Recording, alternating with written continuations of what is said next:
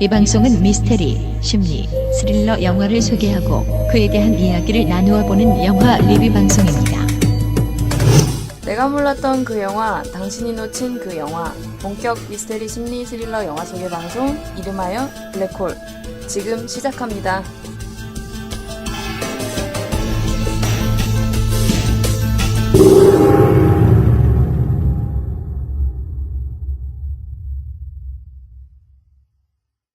네, 안녕하세요. 블랙홀의 진행자 메르미입니다.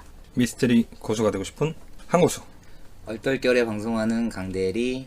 강북사는 프리랜서 안도판입니다. 네, 반갑습니다. 네. 치열했던 장미대선도 끝나고 벌써 5월 중순입니다. 지독한 미세먼지가 좀처럼 없어지지 않고 있는데 청취자 Congratulations. 이거 뭐야 또 갑자기 문재인 대통령의 당선을 축하드립니다. 축하드립니다. 드디어 네. 기대가 많이 되는데 어쨌든 청취자 여러분들 어떻게 지내시는지 궁금합니다. 저희는 여차저차해서 일주일 만에 다시 모였어요. 그렇죠? 네. 네, 다들 잘 지내셨습니까? 저야 잘 지냈는데 어저께 도서관을 가려고 갔는데 너무 어깨가 아픈 거야. 그래서 운전을 이제 하기가 힘든 거지. 그래서 네. 강대리를 억지로 끌어내서 갔다 왔는데 잠을 못 자게 하네. 애가 안 간다고 하는 거를 억지로 그러니까요. 가자고. 끌고 갔다 왔습니다. 강대리가 지금 얼굴 반쪽이 됐어요. 형, 저 하나 물어볼게요. 제가 한고수 아바타입니까? 뭐 한간에 그런 말도 있죠. 새끼야. 제가 갑대리입니까? 재밌네. 재밌더라고요. 어쨌든 벌써 네. 투표가 끝나서 그러게 이렇게 말이에요. 대통령이 되었네요. 네, 기대가 많이 돼요. 네. 네. 한구스님 댓글 읽어주세요. 호로 오멍님께서 카카오톡에 떠서 궁금증에 처음 들었었는데 계속 듣다가 처음 댓글 남깁니다. 다른 에피소드도 재밌지만 공포 관련 스토리가 너무 재밌어요. 그래서 공포 관련 영화 한 번 더 해주세요 해주셨고, 네. 오솔길 74님께서 아이들 편으로 처음 들었습니다. 좋네요. 롱런 하세요. 네, 감사합니다. 그 다음에 파라모님께서 요즘 완전 빠져서 정주행하고 있는데 50위 안으로 들어가자고 말씀하셔서 현재 순위 보니까 70위권이네요. 순위 상승을 위해 개인적인 생각인데요. 디아틀로프 편을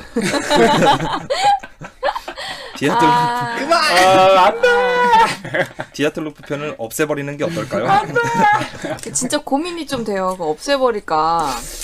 어떤 거 같아요? 얘기 좀 해보자. 저희 파라모님은 없애자는 게 아니라 앞에 이제 사족을 달아달라 이거지. 그러니까 파라모님은 좀 없애기는 뭐하니까 이렇게 하는 게 어떨까 제안하신 건데 저는 없을까도 생각 중이거든요. 없으면 안 돼.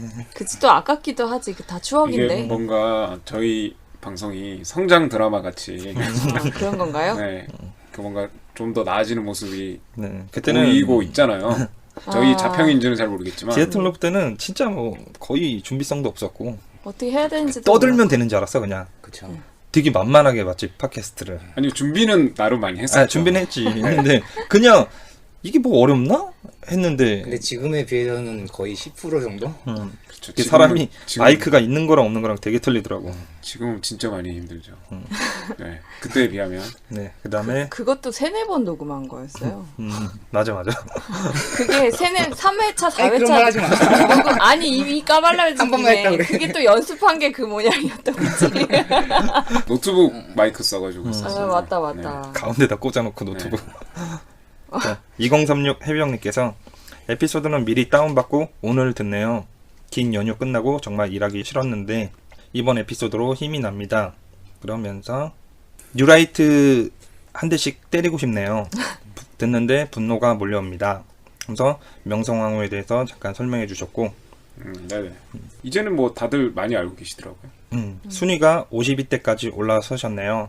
정치 팟캐스트가 다 상위권을 차지하고 있는데 비정치 내용을 가지고 52대 순위는 정말 대단하신 것 같습니다. 자부심을 가지시고요. Congratulations. 빵! 빵! 가만히 있었죠. 1절 만에. 이 새끼야. 그 다음에 내일부터 1일님께서 출근길에 바로 다운받고 듣고 있습니다. 차가 막히는 틈에 후기 남깁니다. 안전운전하세요. 네. 그다음에 잔치국수님께서 오랜만에 오셨네. 맛있는데. 중간에 메르미님 CSI 노래 부를 때 개재수. 저도 그랬어요. 농담이고 귀엽다고. 아 그래요? 아 그 뒤에 게 귀엽다고 아 하는 그런 거. 거예요? 그다음에 수임님께서 약자를 돕고 남을 위해 희생하고 정의를 저버리지 않았던 분들을 언급해 주셔서 좋았습니다. 정의로운 사람들이 더 많은 좋은 나라를 기대하며 감사히 잘 들었습니다. 네, 감사합니다. 네. 그다음에 몸치장군님께서 와우 제목 각 보소 정의롭고 다채로운 인성지향 블랙홀 좋다 세상 좋다요. 몸치장군님 댓글 보면은 되게 마음이 되게 좋은 밝아. 분들. 그다음에 재밌죠님께서 용접일 하면서 한쪽 귀에 이어폰 꽂고 듣고 있는데 들으면서 일하면 시간도 금방. 작업 특성상 혼자 일을 하니 네 분이랑 같이 수다 떠는 것 같아서 좋아요. 네, 앞으로도 열심히 수다 떨어주세요. 주셨고요. 감사합니다. 홍잉다님께서 진짜 네 분의 케미가 점점 더 좋아지는 블랙홀. 10일, 20일, 30일을 기다리는 청취자입니다. 중심을 잘 잡아주시는 메르미님 목소리 진짜 좋으시고요. 감사합니다. 화가 나는 일에는 감정이입이 잘 되시는 한고수님. 귀여운 목소리의 강대리님. 착하신 것 같은데 솔로 탈출 기원하고요. 그 다음에 목소리가 멋진 안도팔님. 감사합니다. 감사합니다. 네, 555님께서 메르미님 목소리나 발음 너무 좋고요. 집중력이 생깁니다. 강대리님도 너무 귀엽고요. 오래오래 해주세요. 하셨어요. 그 다음에 델토로님께서 강대리가 왜 영화관에서 여자한테 말 걸었냐고. 왜 걸었어? 찝쩍거린 건 아니고요. 원래 옆에 사람하고 말을 잘 건네요. 옆에 사람한테. 하지마. 아줌마처럼. 하지마. 이젠 조심해야 돼. 그래. 이제. 이거 뭐예요? 상대편한테 좀 두려움을 느끼게 할 수 있는 부분이 근데 또 얼굴 보면 전혀 두려움은 1도 없으니까. 뭐야? 뭐야 이 새끼. 그 다음에 넬르미님께서 메르미가 아니라 넬르미. 메르미를 좀 좋아하시는 것 같아. 네, 많이 좋아하시는 것 같아요. 꾸준히 정주행해서 이제 살인의 추억편까지 들은 유령 청취자입니다. 메르미님의 차분한 진행과 아름다운 목소리, 오호. 네? 한고수님의 사이다 발언과 엄청난 조사력, 안도팔님의 올고즘과 매력 보이스, 강대리님의 은근한 유머와 귀여움이 한데 어우러져 완벽에 가까운 하모니를 들려주시네요. 가끔 한고수님께서 욱하실 때 이어폰을 뜯어버리고 싶은 충동을 느낍니다. 욱하시는 건 좋지만 마이크에서 떨어져서 해주셨으면 좋겠어요. 그래 맞아요. 근데 그렇게 크나 욱할 때? 아니, 또 그다음에 그게 매력 아니겠어요? 왕자의 게이님께서 못 따라잡을 만큼 방송이 많이 쌓였으면 좋겠어요 해주셨어요. 그다음에 주레인시스님 오랜만에 오셨지. 오랜만입니다. 그 아드님이 수술하셨대. 그러니까요. 놀라셨겠네. 그래서 솔직히 팟빵에서 15개 정도 듣고 있는데 블랙홀이 제일 재밌습니다. 재미나고 유익한 방송 준비한다고 다들 수고가 많으십니다. 안도팔님의 오프닝송은 당황스럽게 중독성이 강하고요. 감사합니다. 약간 저도 할 때마다 공격당한 당황해요. 정신을 공격당한 기분이라니까. 강대리님은 이유 없이 친근하고 되게 착하신 것 같아요. 맞습니다. 한고수님은 그냥 좋아요. 이건 진짜 할 말 없어서. 아니야. 네, 메르미님은 사랑입니다 하고 하트. 역시. 여기서 온라인이 좋죠, 이래서. 그래서 자제분도 빨리 큐 네. 내시길. 한고수님은 그냥 좋다고. 지금 완전 삐져가지고. 주레시스님 내가 그 기억나거든. 내가 과자랑 이렇게 해가지고 당첨되셔가지고 보내드렸었거든. 그쵸. 네, 티켓이랑. 그 다음에 리틀 토크님께서 밤에 들으면서 잠을 청하다가 잠이 안 와서 삼양라면 우지파동에 대해서 알려드릴 게 있어서 씁니다 하면서 이렇게 막 네, 길게 자세하게 적어주셨고, 저도 개인적으로는 남양, 롯데, 농심은 제하고 고릅니다. 저도 그렇습니다. 여기까지입니다. 네, 그리고 후원해주신 피아홍님, 넬르미님 너무너무 감사드립니다. 아, 그리고 저희 피자 받았어요. 아, 피아홍님께서 네. 피자를 보내주셔가지고 잘 먹었습니다. 아, 감사합니다. 맛있게 너무 먹었습니다. 맛있었어요. 네. 잘 먹었습니다. 네. 감사합니다. 그럼 신속하게 오늘 주제로 넘어가 보도록 하겠습니다. 오늘 소개해드릴 영화는요, 2008년 개봉한 문성근, 전세홍, 추자연 주연의 실종입니다. 嗯 2008년 2월 19일 개봉, 감독은 김성홍, 장르는 범죄 스릴러, 러닝타임은 98분입니다. 이 영화의 감독은요, 2007년 있었던 보성어부 연쇄살인을 접하고 이 영화를 만들었어요. 근데 이거를 모티브로 한 건 맞는데 실제 사건과는 좀 다른 내용으로 영화가 전개되고 있고요. 그래서 영화를 소개하기에 앞서서 보성어부 연쇄살인을 좀 알아볼까 해요. 네. 그래서 강 대리님 네. 준비되셨습니까? 제가 준비했죠. 네, 간단하게 말씀드릴게요. 보성어부 살인사건은 2007년 8월 31일에 있었던 사건이고요.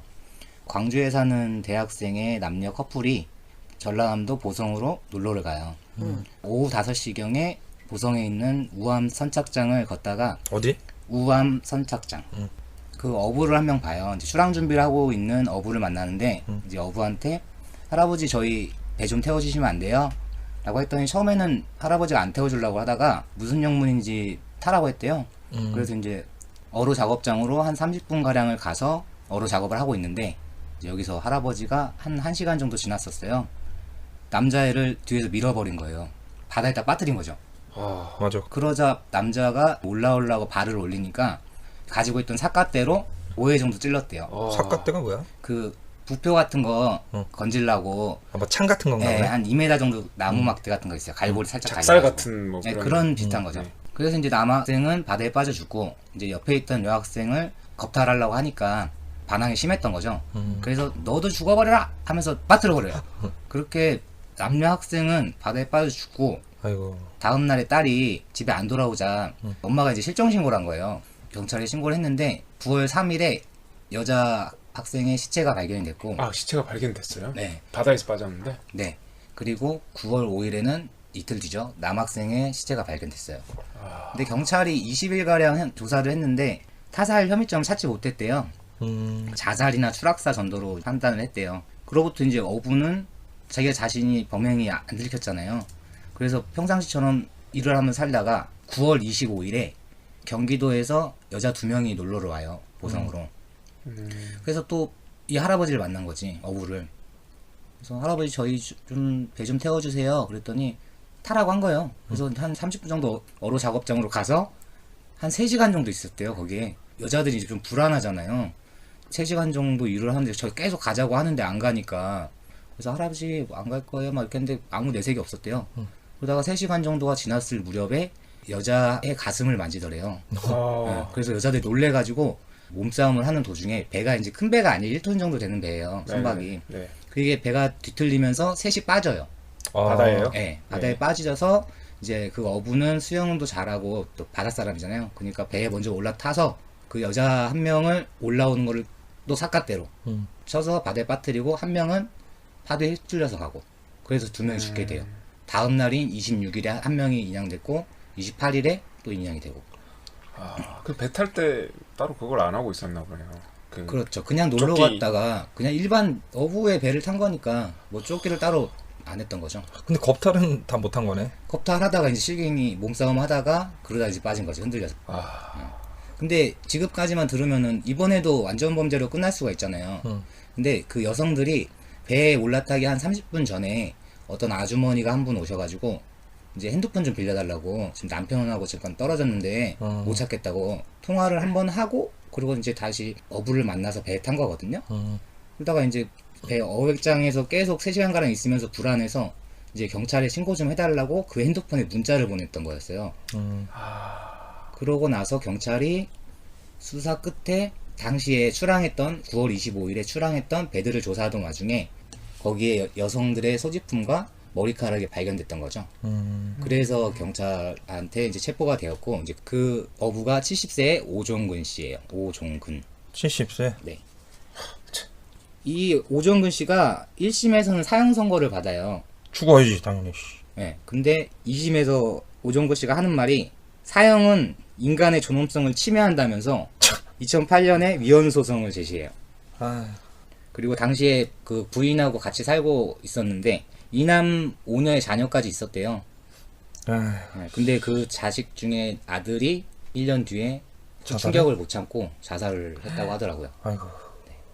극장에서 얼마나 충격보다는 이제 주변의 시선 때문에 그렇겠죠. 스트레스를 많이 받았겠죠. 뭐 좀 자세하게는 설명 못 드렸는데 이렇게 사건은 개요는 이 정도. 그런 말 했었잖아. 왜 그러셨냐고. 그러니까. 아니 유방 한 번 만지려고 그랬는데 도저히 이해가 안 가네요. 징그럽다. 그렇죠. 근데 일단 사건 자체로만 보면 이것도 되게 경악스러운데 더 무서운 거는 범인 오종근이 경찰 조사에서 했던 말들입니다. 무슨 말을 했냐면 애들이 운이 없었고 불쌍해. 나한테 배를 태워달라고 한 것이 잘못이지.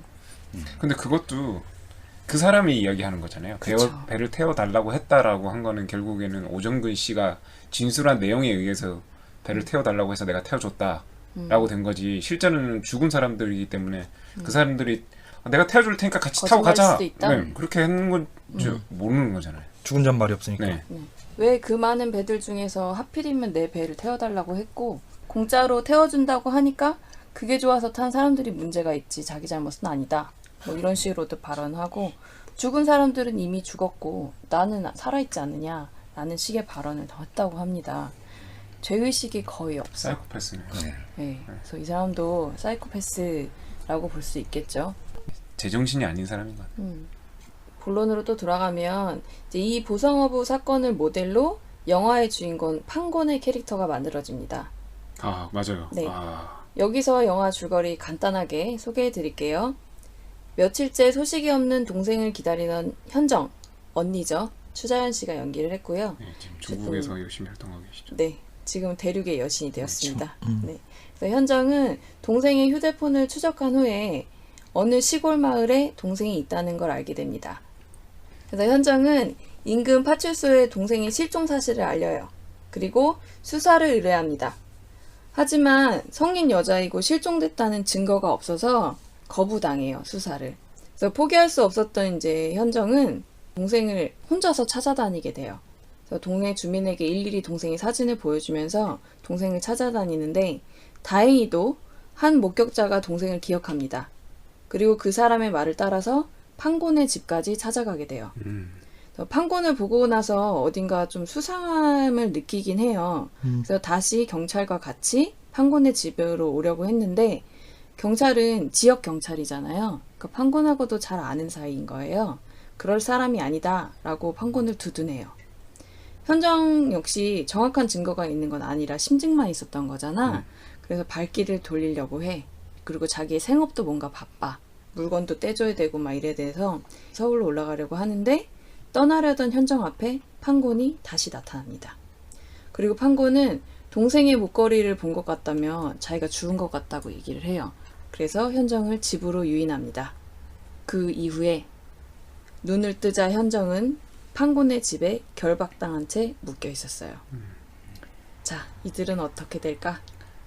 영화 보면서 약간 지존파 사건도 생각났어요. 네. 그래서 너무 징그럽지 않았어요? 역겨웠어. 네, 진짜. 이게 되게 무서워. 동체는 산채로 갈아버렸다. 아 근데 닭한테 줬지? 네, 닭 모이로 줬죠. 확실히 문성근 씨가 눈빛이 그 사이코 연기가. 진짜 아 그거 보면서 너무 불편한 거야 영화가. 네. 진짜 그런 사람이 있을 것 같잖아. 있지. 너무 리얼한 거야. 그 육절기에 갈아버리는 사건도 있잖아. 원춘 같은 거지. 여담으로 영화 촬영할 때 문성 씨가 캐릭터에 너무 몰입을 해서 실제 그 소품들 있잖아요. 뭐 망치라던가 뭐 니퍼라던가 이런 것들을 소품용으로 다 바꿨대요. 그러니까 문성근 씨가 너무 몰입을 해서 스스로 그렇게 얘기를 한 거야. 이거 나 너무 감정이 실제로 할수 있을 것 과잉돼서 같아서? 상대 여배우를 다치게 다치게 할 할 수도 수도 있을 것 있으니까. 같다. 그리고 그거를 너무 몰입을 해서 다 스태프들도 되게 무서워했다고 하네요. 아 그 눈빛이 음. 영화 끝나고 나서 그 눈빛만 기억이 나.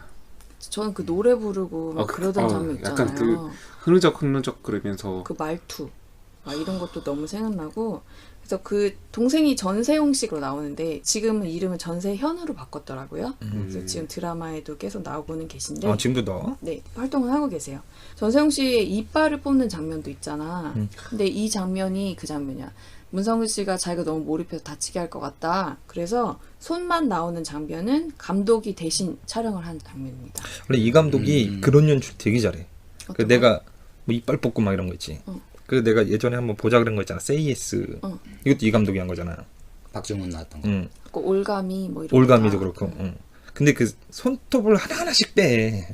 아, 그런 거 되게 잘해. 막 볼 때 막 못 보겠는 거 있지 막. 그런 연출 되게 잘해. 그래서 이 감독님이 한국형 스릴러 그렇지. 대가지. 최초 대부라고 불려지더라고요. 충분히 그럴만한 네. 내용 자체는. 네. 근데 문성 씨가 그것이 알고 싶다도 진행했잖아. 그래서 댓글을 보니까 자기는 이 이미지가 겹쳐질까봐 걱정을 많이 했는데 이거랑 그거랑 완전히 다른 거야 사람이. 저 배우들 정말 대단한 것 같아요. 전혀 다른 사람을 연기하는 거야. 맞아요. 오히려 다른 인격이 하나 더 있을 것 같은. 근데 느낌도 이렇게 들고. 연기하고 나면 캐릭터에서 빠져나오는 데 진짜 힘들다. 그래서 네. 좀 악당 연기한 사람들 약물 중독으로 많이 죽기도 하잖아. 히스에서도 그랬고 다크나이트 찍고 죽었잖아. 이게 그 인간 심연의 그런 부분 막 끌어올리다 보니까 다시 못 돌아가는 그런 사례도 많다고 하네. 맞아요. 그리고 영화 좀 더 얘기해보자면 이제 스토리 부분에서는 마지막에 피해자 가족의 심정도 좀 표현을 하려고 애쓴 흔적이 보여요. 그렇죠. 그래서 추자연 씨가 마지막 대사에서 그런 부분이 많이 느껴지는데 이 대사가 난 좀 기억에 남았어. 제가 그런 놈을 또 만난다면 1000번이고 10,000번이고 갈아 죽일 겁니다.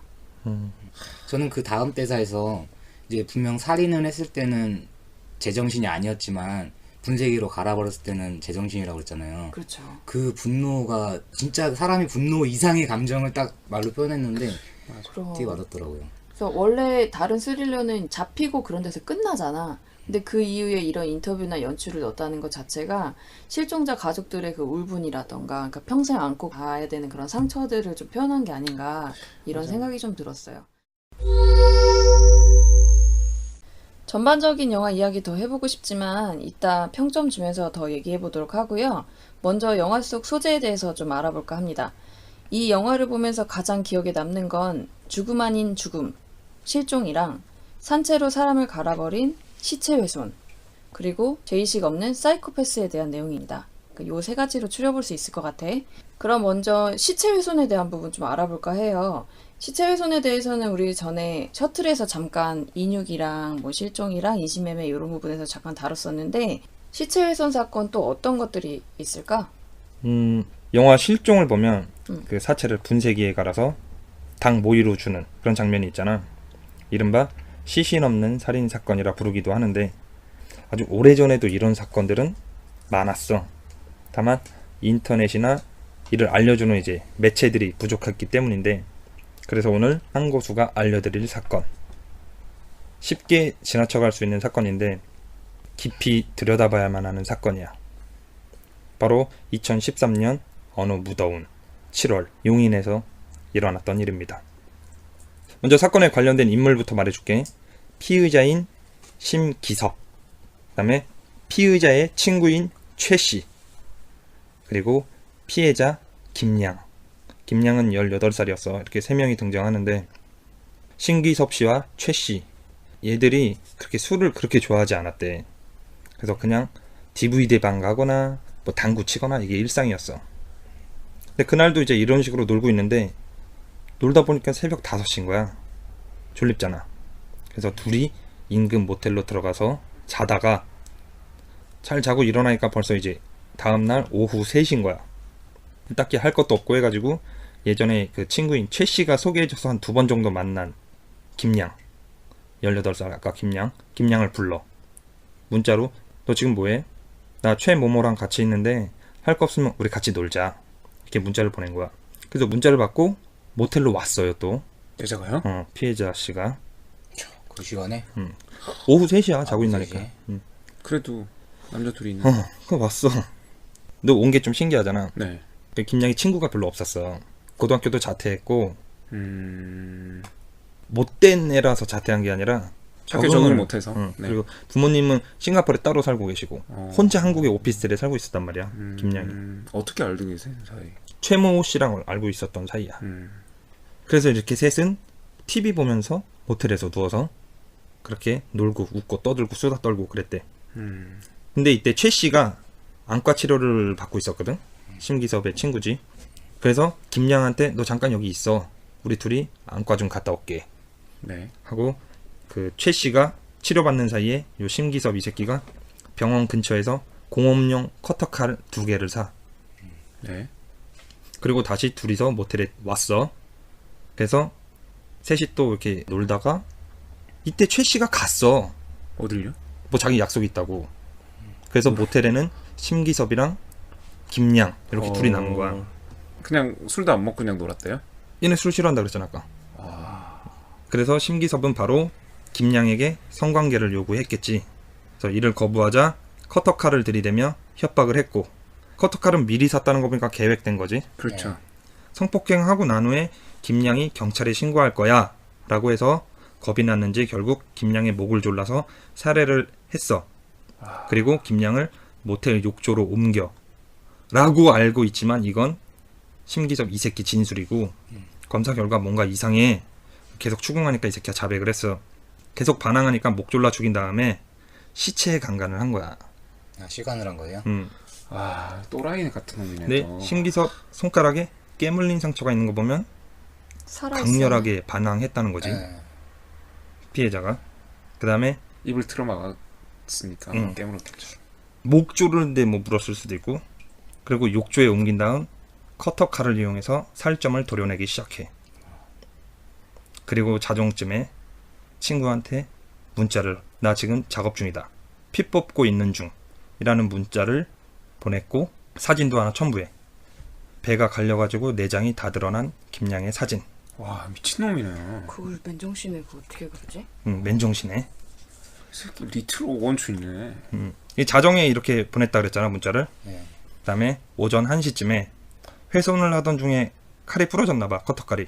잠깐 나가서 커터칼을 다시 사와. 그리고 다시 살점들을 잘게 발라내기 시작하는데, 그렇게 발려진 살점들은 어느 정도 쌓이면 변기에 넣고 흘려보냈지. 변기에 흘려보낼 정도면 되게 얇게. 이렇게 피해자의 살점들은 모텔의 정화조 통 속으로 보내졌겠지. 나중에 정화조 통 속에서 이제 오물이랑 살점이 뒤섞여서 발견이 된 거야. 사람의 오물과 함께. 뼈는요? 들어봐. 이렇게 개 족같은 행동을 16시간 동안 했어. 개새끼가. 이런 같은 동작을 하다 보니까 어느새 이제 뼈만 남았잖아. 네. 이 뼈를 또 부러뜨리고 쪼개고 해가지고 29조각으로 만들어. 딱 이 상태로 만드니까 무게가 15kg이었대.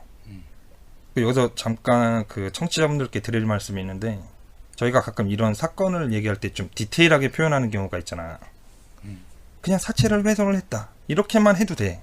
근데 굳이 이렇게 좀 디테일하게 자세하게 얘기하는 게, 이렇게 해야 이런 반인륜적인 범죄가 깊이 머릿속에 박힌단 말이야. 왜냐하면은 심기섭 씨라 그러지 내가 지금 계속. 네. 근데 뉴스 막 이런 데는 심기섭 군이래. 맞아요. 막 19살이라고 취급을 하는 거야. 그래서 이 새끼가 사형을 선고받았다가 청소년 보호법 받아가지고 감형됐어요? 무기징역이야. 그래서 50살 때쯤이면 다시 나온단 말이야. 그래서 우리 옆 동네에 살 수도 있는 거야.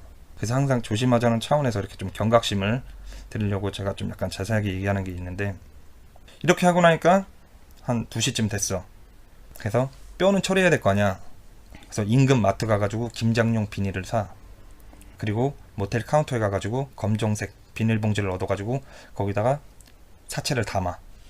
어느 정도 살점들도 있었겠지. 뼈만 담은 게 아니라.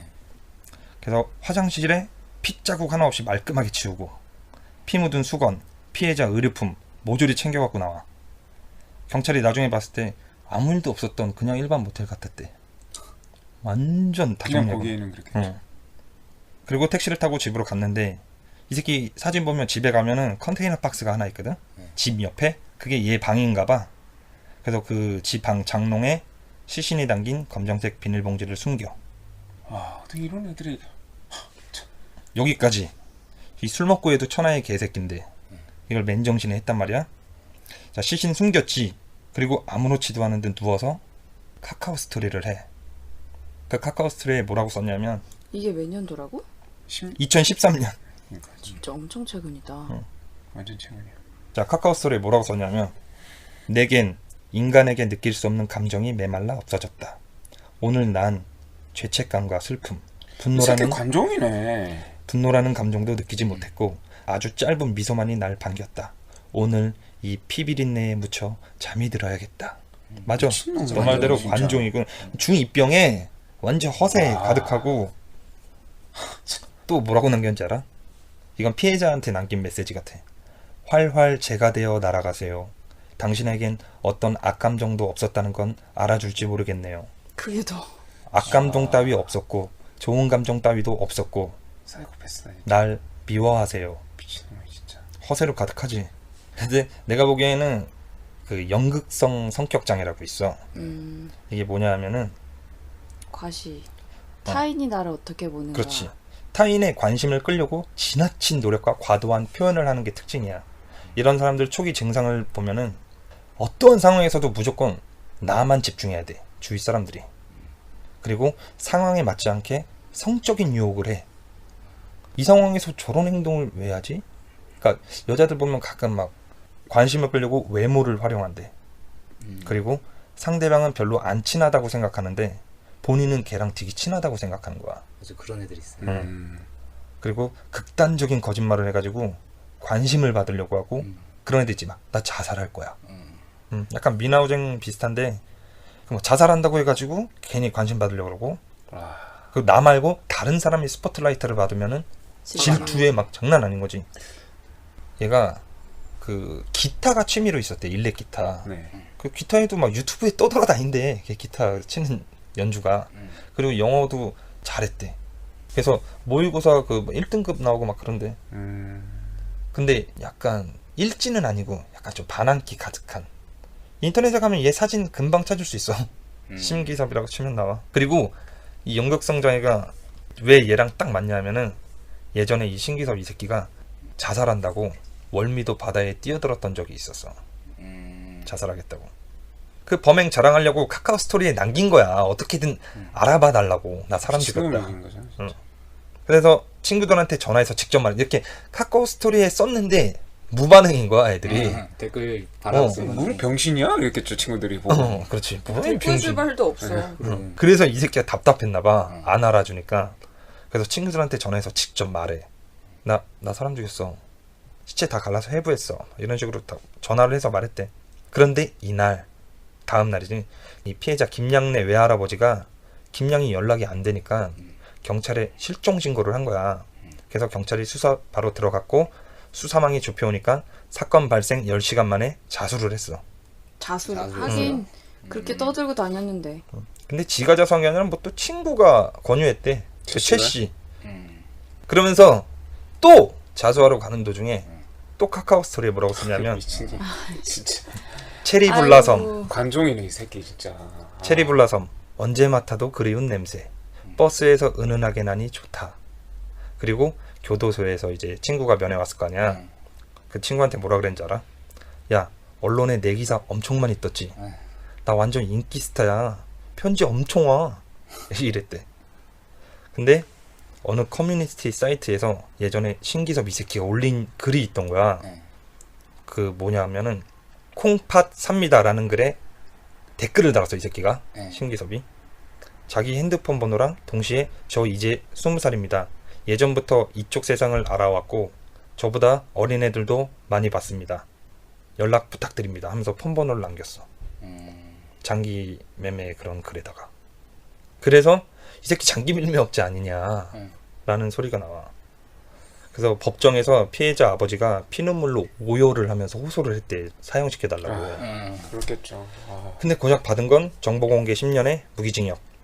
아, 무기징역이면 언제 출소할지 모르는 거잖아. 감형되면 바로 출소하는 거죠. 그리고 신기섭 씨 이 새끼네 부모 있지. 부모 욕하는 건 좀 그렇지만 피해자 김양래 부모한테 미안하다는 말도 한마디 없었대. 너무하다. 근데 그 피해자 김양은 IQ가 150이 넘는 멘사 회원이었어. 되게 성실하고 착했대. 그냥 그래서 단순히 적응을 못했겠구나. 학교에 적응 못하는 그냥. 근데 여기까지란 말이야. 뭐든 알아보면. 근데 우리가 의문점을 한번 가져보자고. 의문투성이야. 내가 봤을 때는. 자, 문자의 내용이야. 지금 작업 중이야. 피 뽑고 있어. 이게 시체를 처음 훼손하는 놈이야 할 수 있는 말이야? 엄청 많이 해본 사람인 거죠. 작업 중이야. 피 뽑고 있어. 이거는 친구도 뭔가 안다는 내용 아니야? 처음이면은 나 사람 죽였어 어떻게 그래. 이런 문제가 가겠지. 과연 그리고 커터칼로 사람 한 명을 분해할 수 있을까? 우리 블랙홀 셔틀 편에 그 오원춘 얘기 했었잖아. 오원춘도 칼을 갈아가면서까지 했단 말이야. 살점을 바르는데. 근데 고음용 커터 이제 칼을 사면 안에 심이 여러 개 들어가 있는 게 있어요. 아마 하나 들어가 있지, 하나. 아니요. 요즘에는 두꺼운 거 사면 안에 심까지 들어가죠. 과연 그걸로 사람 한 명을, 그리고 뭐 칼 사는 김에 심도 샀을 수도 있죠. 그러니까 그렇게 할 수 있냐 이거지. 제가 봤을 때는 커터 칼을 샀다라는 게 오히려 그렇게 심을 갈아가면서 쓰려고 사지 않았을까. 심을 가른다고 해도 그 플라스틱 하나도 못 자르는 커터칼을 뼈를 자른다는 게 참 뼈는 그냥 부러뜨렸다 그랬잖아. 두개골 같은 거. 살을 얇게 살을 10개 점미는 건 잘라내야 가능할 것 되니까. 같아. 커터칼로 살을 네. 저미는 건 가능한데 커터칼로 뼈를 제가 봤을 때 오히려 16시간. 네, 16시간 시간 만에. 오원춘도 그 정도 걸렸어. 그 부엌칼로 하는데도. 그러니까요. 얘는 16시간 만에 산수범 같아.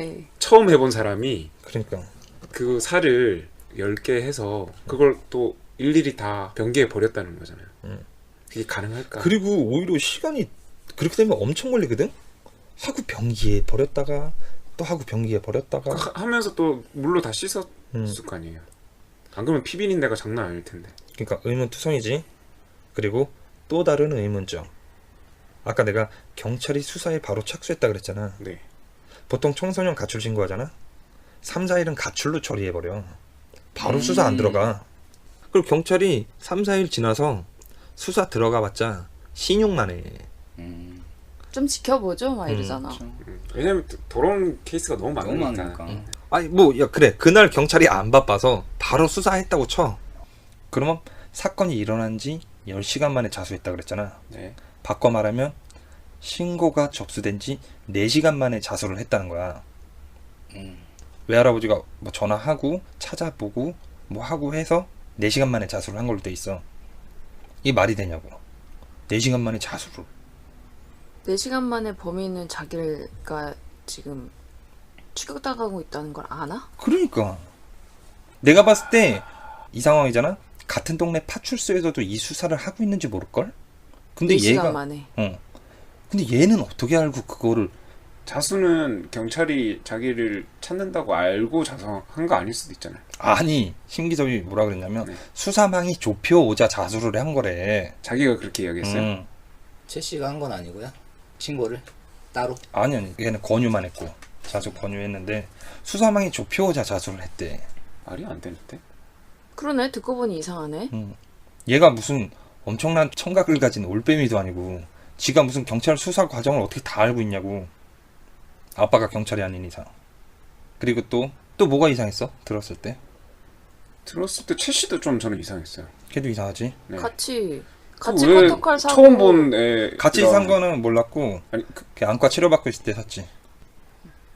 성폭행은 아예 그냥 지가 지어낸 말이야. 심씨의 성폭행도 없었어. 네. 바로 장기 밀매 들어갔지 않았을까 이거지. 그쵸, 전에 댓글에다 썼다며 자기 전화번호랑. 그래. 그러면 충분히 가능성이 있죠. 뭔 말인지 알겠지 내가 하는 말이. 네, 그거는 무슨 말인지 알겠어요. 근데 그 뭐 그러니까 성폭행 따위는 아니. 지가 죽은 자는 말이 없잖아. 네. 애초에 인육이나 장기밀매가 목적이어서 이게 납치를 해서 진행됐을 거다. 모텔로 간 게 아니냐. 그럴 수도 있죠. 일찍 자수를 한 것도 그렇지. 연줄이 있거나 또는 꼬리 자르기에 저는 오히려 후자가 더 원래 아는 사이라고 하지만 그것도 일방적인 주장이잖아요. 나 원래 알았었다. 그래. 그 피해자를. 아니고 실제로 모르는 사이지만 납치해 갔을 수도 있어요. 약 타가지고 그랬어. 그래서 내린 최종 결론은 뭐냐. 심기섭 이 새끼가 진범이 맞냐 이거지. 진짜 장기 적출하는 놈은 따로 있는 거야. 응? 그리고 이 새낀 알리바이를 위해서 사진 전송하고 카카오 스토리에 글 남기고 무언가 대가를 받고 지네가 진범인 척 자수를 하는 거지. 하고 형량도 적고. 그렇지. 아, 그러면 무기징역인데 그래도. 그리고 자수를 빠른 시간에 해버리면 어떻게 돼? 진범들은 그만큼 시간이 벌린단 말이야. 그치, 얘에 집중하는 동안에 뭐 어디 도망갈 수도 있고 장기를 빨리 어디 밀매할 수도 있는 거고. 그러기에 인생을 맡기는 건 좀 그렇지 않나요? 모르는 거지. 엄청난 대가가 있을 수도 있고. 그럴 수는 있겠지만. 그렇다면 이럴 수도 있겠다. 엄청난 권력가거나 재력이 있는 사람이 얘를 필요해서. 하나 내세우고 음. 빨리 자기 가족이나 그런 걸 하려고 그럴 수 있어. 엄청 쏟아 부은 거야. 음. 이걸 다 짰다? 그럴 수 있는 거지. 어떻게 4시간 만에 자수하냐고. 그거는 좀 의문스럽긴 하네요. 듣고 자. 보니까 의심스럽네요. 음. 그냥 사건 개요만 보면 제가 아 봤을 때는 그렇구나 그냥 이렇게 되는데 일반적으로 봤을 때는 자기가 싸질러 놓은 게 있으니까 아침에 눈을 떠보니 아씨 그때는 너무 사람을 죽여서 흥분한 상태에서 이렇게 카카오 스토리나 전화로 이렇게 문자를 남겨놨는데 마침 자고 일어나서 평온한 상태가 되니까 내가 이미 다 싸질러 놓은 게 온라인에 다 있고 그러니까 경찰이 수사를 들어갔는지 안 들어갔는지도 모르는 채 그냥 불안해서 그냥 자수를 했을 수도 있는 거죠. 그래서 나는 그 모텔도 수상한 거야. 나 그래서 근데 한번 모텔 가보고 싶었어. 나 거기 모텔. 그 모텔에 한번 가서 여기가 모종의 그런 거래가 있는 모텔이 아닌가. 큰일 나요. 갔다가 한 교수님이 실종됐다고 막 방송에서 이야기할 수도 있단 말이에요. 한모씨 근데 나는 좀 지방 출장하면 모텔 많이 가잖아. 네. 근데 그런 모텔이 있을 수 있어. 내가 잤던 곳에서. 그럴 수도 있죠. 어느 한켠에. 자, 그럼 화제를 잠깐 전환해서 형벌이 너무 약하잖아. 네. 너무 약하죠.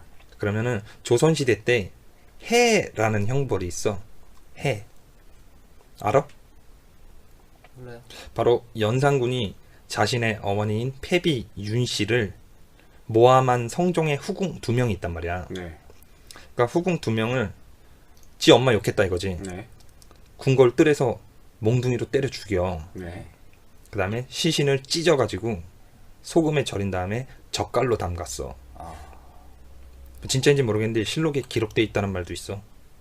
그럼 가장 무서울 형벌이라 함은 능지처참이겠지. 그렇죠.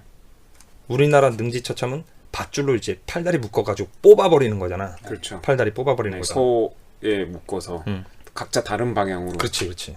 근데 중국은 클래스가 달라. 땅이 중국의 능지처참은 내가 이거를 사진으로 직접 봤거든. 보다가 욕할 뻔했어 진짜. 먼저 얘들은 살점을 몇백 조각 잘라내. 물론 죽어있는 상태에서도 했지만 살아있는 상태에서도 많이 했대. 살아있는 상태에서 이제 살점을 막 발라. 근데 주의할 점이 살점만 발라야 되는데 잘못해서 혈관을 건들면은 출혈로 빨리 죽을 수 있기 때문에 그렇게 안 한대. 서서히 죽이는 거야. 절대 혈관은 못 건들게. 대륙의 클래스예요. 그리고 그 잘려진 살들은 집행자들이 살 발라낸 사람들이 먹어? 값을 불러. 아, 그러면은 거기 할 때 다 보고 있어. 그 마을 사람들이. 네. 그 마을 사람들이 사가 살점을 왜 사가? 먹으려고. 그리고 인육을 먹었다는 이야기도 있으니까. 그리고 그 살점들을 질겅질겅 씹으면서 사형수를 욕하면서 다니는 사람도 있대. 껌처럼 씹으면서. 그리고 다 발려지면 마지막 한 방의 칼질로 이제 죽이는 게 마지막이야. 근데 이렇게 죽으면은 3일 만에 내장까지 다 없어진대. 다 가져간대 그거. 이상 한고수였습니다. 수고하셨습니다. 하면 뭔가 허전하지? 그럼 역사상 가장 잔인했던 형벌에 대해서 알아보자고. 무언가 부활해야겠지? 이름하여 한고수의 내 맘대로 랭킹쇼 시즌 2. 와. 고고이 아, 궁금하고 별로 많길래. 듣고 싶지가 않아. 이거를 다 듣고 있어야 되다니. 네, 이 부분은 약간 잔인할 수가 있으니까 잔인한 거나 뭐 불편한 걸 못 들으신 분들은 스킵을 좀 해가지고 내 목소리가 안 나오는 장면까지. 스킵하겠습니다. 저 잠시 나갔다 올게요. 자, 7위 궁형이라는 형벌이 있어. 먼저 남자 성기에 피가 통하지 않게 실을 묶어. 아, 그것만으로도 고통스러운데. 그리고 칼로 싹둑 자른 다음에 요도 구멍에 새 깃털을 꽂아둬. 그리고 지혈을 하는데 지혈되고 나서 깃털을 뽑아서 오줌이 나오면은 사는 거고, 오줌이 안 나왔다, 막혀있다, 그러면 오줌 중독으로 죽는데. 이게 7위야. 사람만큼 여섯 개나 더 들어야 돼. 잔인한 게 없네. 고통스럽네 진짜. 자, 그 다음에 6위 확팽이라는 형벌이 있어. 확팽. 확팽. 이거는 졸라 큰 솥에다가 너 무언가를 끓여. 그 무언가는 기름이에요? 물은 약한 거고, 그렇지. 기름이나 납. 존내 끓여. 그리고 펄펄 끓으면은 솥 위에 있잖아. 끓는 솥 위에 네. 줄이 있단 말이야. 그 줄에 몸을 매달아. 사람 몸을 매달아서 한 방에 빠뜨리는 게 아니라 넣었다 뺐다 넣었다 뺐다. 천천히 발부터 아, 머리 아파. 발부터 천천히 내려보내. 그렇게 다 들어가게 되면 내부 장기들이 화상을 입게 되고 피부 조직들과 지방이 툭툭 떨어진대. 떨어지겠죠. 그리고 이게 네로 왕제가 실제로 했던 형벌이고, 더 무서운 건 뭔지 알아? 이게 2002년까지 집행됐었어. 어딘지 모르겠지만. 사람이 최고 잔인한 것 같아. 그 다음에 이거보다 좀 약간 약한 거는 저 끓인 거 있지. 아까 끓인 거. 네. 거기 사람 담그진 않고 먹이는 형벌도 있어. 이거를 그 끓인 납이나 기름을 꼴깍꼴깍. 그냥 뭐 사양 먹이듯이. 자, 5위. 입이 다 녹아버리네. 5위는 박피. 뭔지 알겠지? 박피는? 네, 벗겨. 벗겨. 이건 가죽을 벗겨내는 건데, 이게 등 뒤를 절반으로 쭉 갈라.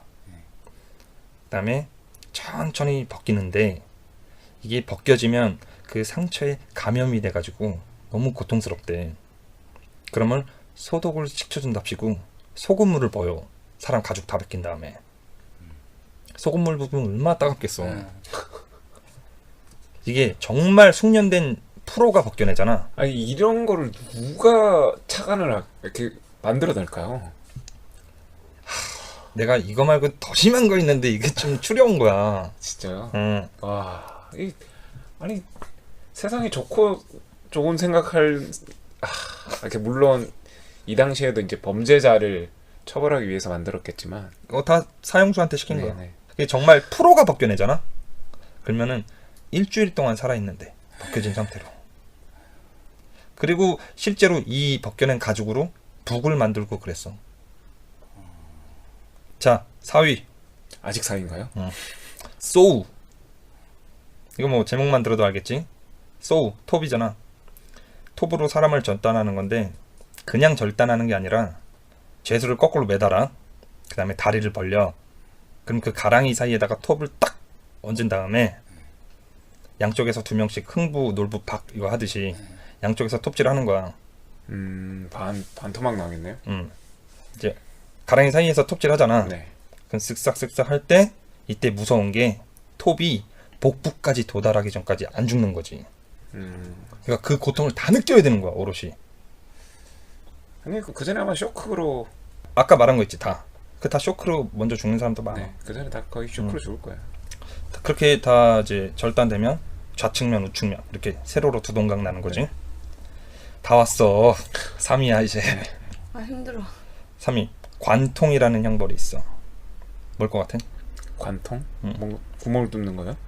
조금은 얇은 긴 말뚝 있지. 네. 긴 말뚝을 땅에 박아. 그리고 그 말뚝 위에는 뾰족하지가 않아. 뭉뚱해. 거기 말뚝 위에 그 뭉뚱한 부분에 사형수의 항문이나 질을 통과시켜. 네. 그럼 어떻게 돼? 중력에 의해서 사형수는 서서히 말뚝 밑으로 슥 내려가겠지. 네. 왜 서서히야? 말뚝이 뾰족하지가 않으니까. 네. 뭉뚱하니까 천천히 박힌단 말이야 그게. 늘어나면서. 그리고 말뚝엔 기름칠이 돼 있어. 더 잘 들어가겠네. 그렇게 파고 들어간 말뚝은 어디로 나와? 목으로 나오기도 하고 입으로 나오기도 하고 어깨로 나올 때도 있대. 이게 더 무서운 건 뭔지 알아? 이렇게 목까지 뚫고 나오기까지 5일이 걸린대. 그러면 이제 사람 서서 이렇게 목 죽어 있는 거지, 말뚝에. 2위는 마우스 토처. 이것도 저기 뭐 유럽 쪽. 이건 아마 미드 보신 분들은 알 거야. 왕자의 게임인가? 거기 뭐 나왔다는데 쥐가 나오겠지, 마우스. 죄수를 싹 벗겨. 그 다음에 눕혀놔. 그 몸에 뭘 발라가지고 쥐가 먹게끔 뭐 만드는 바르는 거죠? 건 아니고 아니요? 싹 벗겨서 눕혔잖아. 네. 그럼 그 배 위에다가 쥐를 가둬놓은 그 조그만 철창 있지. 네. 거기 쥐가 갇혀 있단 말이야. 그걸 배 위에 얹어놔. 바닥은 뚫려 있고. 그러면은 그 철창 위에 열을 가한단 말이야. 그럼 철창이 뜨거우니까 쥐가 도망가려고. 사방이 다 막혀 있잖아. 결국 내려갈 곳은 어디야? 배밖에 배로. 없어. 그 배를 갉아먹으면서 뱃속으로 들어가. 그 뱃속으로 들어간 쥐는 다시 출구를 찾으려고 온갖 사람의 장기를 다 헤집고 다녀. 보통 이것도 쇼크사로 죽고. 나도 읽는데 힘들다, 씨. 자, 1위. 이건 조그만 나무로 만든 배야. 조그맣게. 관처럼 생겼어. 네. 거기에다가 죄수를 발가벗겨가지고 눕혀놔. 네. 그 다음에 묶어 놓은 다음에 죄수 몸에다가 우유, 꿀 같은 걸 막 발라. 네. 그리고 매겨 또 그거를. 졸라 매겨. 오바이트하고 설사할 정도로 매겨. 그렇게 설사하면 그 관에 다 쌓여 있겠지. 네. 오바이트도 돼 있고. 네. 그거를 이제 늪지대로 떠밀어서 보내. 이게 늪지대로 가면은 고기들이. 이제 오바이트랑 설사가 막 믹스돼 있을 거 아니야. 거기에 이제 벌레, 곤충들이 달라붙어. 그래서 곤충들이 피부를 이제 야금야금 갉아먹는데 더 무서운 건 이제 내장이 드러나잖아. 그럼 거기다가 알을 까. 그렇죠. 군뱅이. 그럼 이제 구더기도 생기고 그런 거야, 몸에. 근데 이게 무서운 게 뭐냐면 이 죄수가 죽어가는데 무려 17일이 걸려. 맞아요. 그래서 1위야. 이상 한국의 무서운 역겨운 랭킹쇼였습니다. 다음엔 그런 거 하지 마세요. 저번에 제가 그 시체가 이제 썩어가는 거를 제가 조사해왔었는데 통편집 당했잖아요. 실업화. 네, 네. 거기에 나오는데 실제로 이제 사람이 죽어서 썩어가는 기간이 20일 정도? 맨 마지막에는 결국 구더기가 이제 사람의 장기나 뼈를 다 이제 헤집어 놓는, 그래서 완전 모래로 돌아가는 그렇지. 과정까지인데 그게 딱 상상이 나요. 너네는 어떤 게 제일 징그러웠어? 다 징그럽죠. 다 나는 징그러운데. 그거 전 쥐가. 쥐? 네. 나는 그것보다는 난 그 톱으로 가랭이 사이부터 자르는 거. 나는 그거지. 말뚝에다가. 아무튼 그런 게 있더라고. 네. 제 죽고 살면 안 되는 거예요. 근데 이게 2007년에도 이런 방법 쓴 데도 있어. 21세기. 근데 이게 죄라는 게 이 당시 이 사람들이 이렇게 당했던 거는 아까 연상군도 그랬지만 실제로 진짜 죄가 있어서 이렇게 했다기보다도 자기 말을 잘 듣지 않는 사람이거나 이런 사람들도 죄가 있다고 해서 이런 식으로 죽였던 거잖아요. 근데 만약에 아까 심기섭 얘기 들었을 때 네. 완전 개새끼잖아. 네. 심기섭 이 새끼한테 너네가 아까 내가 얘기했던 형벌이 내려졌다. 그러면은 약간 좀 인정이 생길 것 같아? 그래서 이게 참 딜레마인 것 같아요. 그러니까 죄에 따른 죄가 합당하게 받아진다면야 그 무거운 형벌은 당연히 있어야 된다라고 생각하는데 꼭 그렇게만 사용되지 않으니까. 근데 완전 막 개 씹어 죽일 새끼잖아 지금. 그러니까. 근데 이런 새끼한테 이런 형벌이 내려졌다면 그래서 그 사형 연민이 생기냐 이거지. 사형 찬성론자랑 반대론자랑 그렇게 좀 나눠지는 게 약간 그런 게 있는 것 같아요. 저는 통쾌할 것 같아요. 통쾌할 것 같아. 왜냐 자기도 똑같이 당해봐야 하긴 그렇게 죽인 새끼인데. 그러니까요. 저는 똑같이 받아야 된다고 생각해요. 저는. 제가 만약에 피해자 유가족이면 그렇게 썩 통쾌할 것 같진 않아요. 또 그럴 그래? 것도 같다. 또 그럴 것도 같네. 썩 통쾌할 것 같지가 않아? 나는 그냥 삼자 입장이니까 삼자 입장에서 얘기하는 만약에 거고 유가족 입장에다가 이미 자기 가족이 죽었는데 통쾌하고 말 게 어딨어요. 그 감정 상태는. 근데 지금 분노 자체도 무기징역이야. 다시 세상에 나온다고 언젠가. 그러면 엄청 열받겠죠. 그러니까 세상에 못 나오게 해. 그러니까 그거 아니면은 이 형벌 중에 하나. 나는 형벌 중에 하나. 형벌 중에 저도요. 저는 세상에 못 나오게 해. 그냥 아예. 네, 아예. 아니 그 방법 없다고. 무기징역 아니면은 이 형벌. 그러니까 무기징역이 세상에 못 나오는 거잖아요. 언제 출소될지 모르지. 실제 무기징역. 그러니까 완전 무기징역. 실제 무기징역형은 아예 그냥 아예 감형조차 없이 그냥 평생 교도소에서 살다가 거기서 죽는, 그게 진짜 무기징역. 완전 무기징역. 네.